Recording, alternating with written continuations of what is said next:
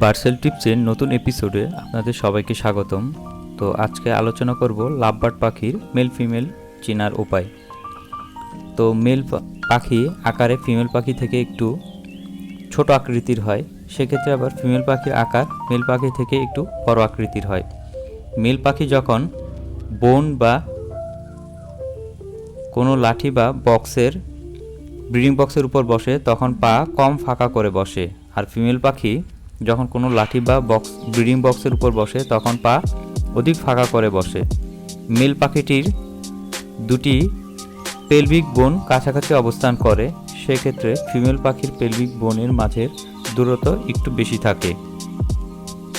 Mail পাখির লেজ সাধারণত ভি আকৃতির এবং নিচের দিকে সূচালো আকৃতির হয়, আর ফিমেল পাখির লেজ ইউ আকৃতি থাকে এবং চারদিক ছড়ানো আকৃতির থাকে। তো প্রাথমিকভাবে এ বিষয়গুলো নিয়ে আলোচনা করলাম।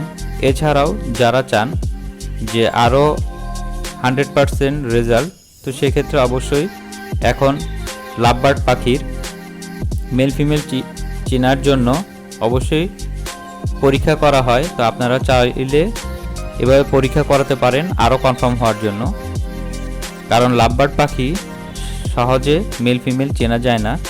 তো আমি প্রাথমিক বিষয়গুলো নিয়ে আপনাদের সঙ্গে আলোচনা করলাম।